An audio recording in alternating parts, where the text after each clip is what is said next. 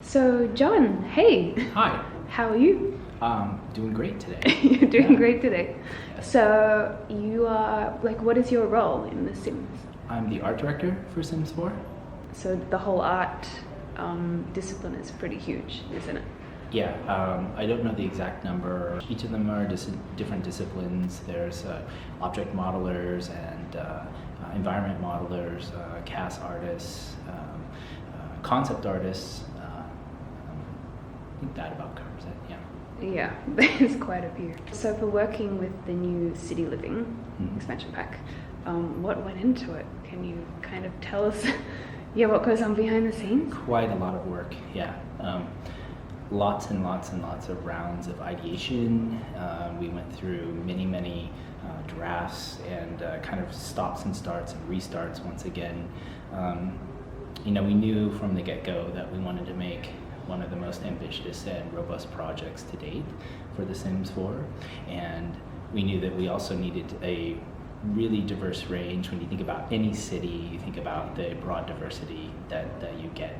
And so we wanted to not only address different cultures, but different architectural styles. We wanted to try to think about what makes one neighborhood, for example, a little bit different from another. How can we diversify it visually so that you want to get we want the player to have a very different experience if they go to Spice Market, for example, or Uptown. So we had a lot of, rounds of thought that went into that. If you want me to go on, I can tell you about how we go about doing that. Yeah. So, we start with early broad strokes reference gathering and just sort of think about our location, what goes into the location. Didn't you say that inspiration was taken from like different cities? Yes. Yeah, So- absolutely. Each neighborhood has a little bit of a different flavor, with maybe 2 or 3 different cities thrown in there as our main influencing factors. So I remember someone said even London like was drawn on for the inspiration a little bit. A little bit, yeah. A little bit, yeah. We did look at, I think it's called Docklands in London, and which was great for Spice Market waterfront. So anything that kind of grabbed us when we were looking up photo reference from cities around the world, we said, oh, this is great. And a lot of stuff, in fact, we loved, and we just didn't figure out good ways of incorporating it in to make it seem natural. So you had to cut things. Yeah, of course. Yes. Yeah. One general philosophy behind the city planning part of it for us was, again, what makes one neighborhood different from another. And so we did some pretty basic fundamental things that we thought would sort of, they're overt, but I felt like they worked really well. And the fact that, you think about the Spice Market as our sort of starter neighborhood, our low-end brownstone neighborhood, it has the most history to it, the most age. Those buildings look like they've been around for a while. In fact, some of those buildings look like they're now maybe closed or repurposed for a new set of businesses or something that have now since been going in. So it's like that neighborhood's sort of in transition. And then you go to the Arts Quarter, which is sort of this blend between the history and kind of like an updated a reimagining of like one section, which is that Arts Quarter section. So the idea behind that is, maybe some of the newer architecture is coming in. It's now going to have a fresh new museum, and we're going to do this like kind of nice center art piece and fountain and big open square area. But you can still see, if you look left or right, some of the older neighborhoods that were still once there.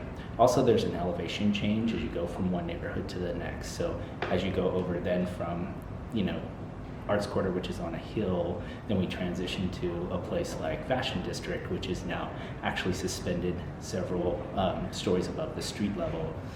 So it's like we're getting higher. We're kind of, we're not only ascending in terms of economic class in the game, but we're also physically putting the player in a higher point of view, grander views and vistas and that kind of thing, until ultimately you wind up in Uptown, which is this kind of weird little bit of like forward thinking, maybe near future type of building. And the concept of containing a neighborhood that's actually elevated and floating, many stories above the ground. That was pretty ambitious for us in many respects, but also very challenging for all of us to, imagine. Where did you get inspiration for it?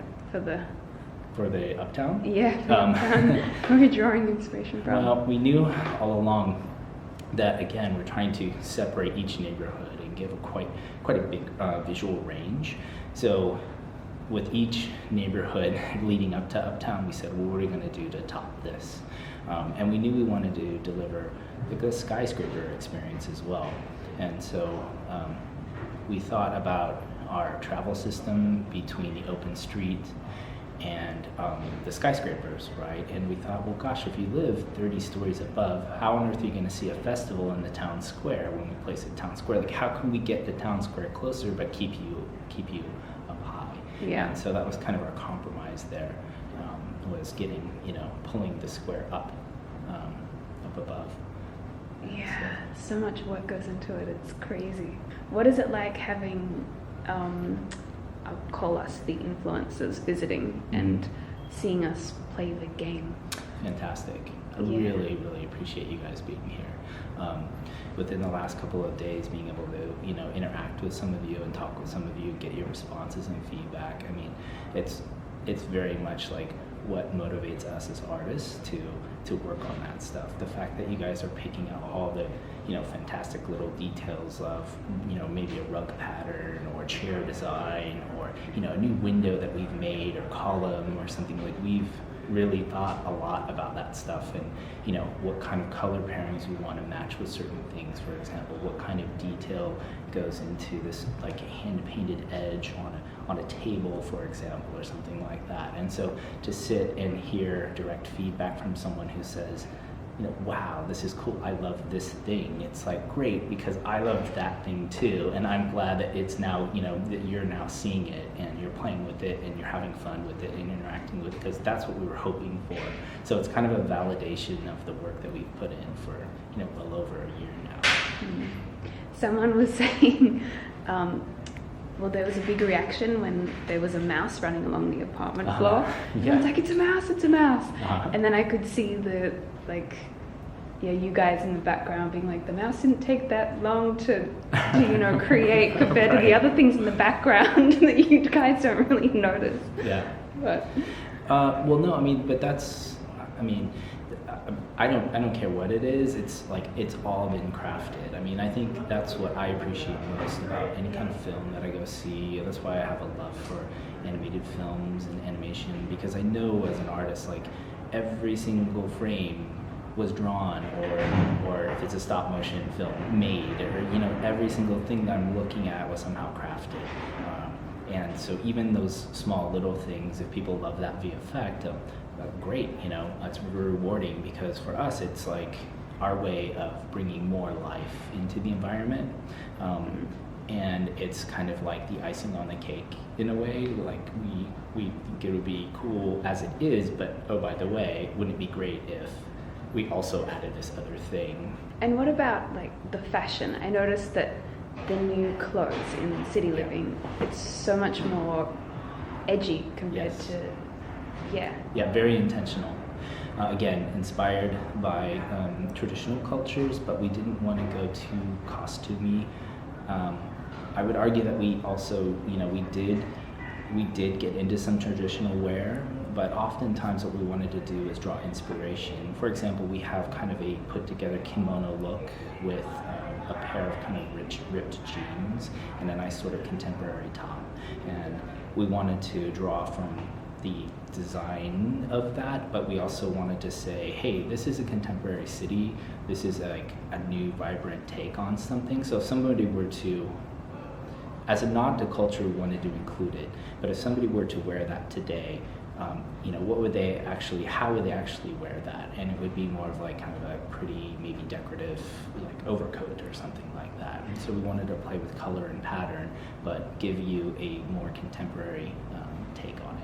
I noticed the menswear and it almost, to me, I thought, oh, it's like upper class pimp kind of clothing. But I don't know how you describe it. Some of the really kind of more extreme designs, they were really intended to sort of, again, we're trying to tell a whole story. So if we have something kind of a little bit forward-thinking, a neighborhood that's a little bit like sort of on the cusp of being futuristic in Uptown, what kind of people live there, and what kind of dress would they have, and would they shop at like really high-end sort of couture type shops, or would they get custom-made clothing that, you know, it's a one-of-a-kind kind of thing.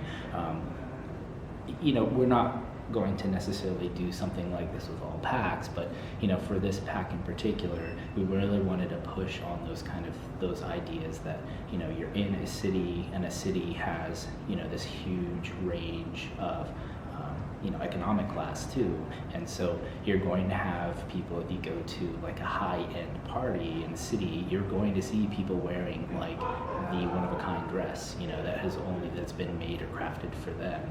So we were trying to get a few pieces in there that felt like that too. That's good. Awesome. I think that gives everyone a really, like a good understanding of what goes on behind the scenes. Thanks so much, John. Yes. Oh, it's awesome. my pleasure. Anytime. So good to meet you. Thanks. Great meeting you guys as well. Sissigracy and deligracy. Bye.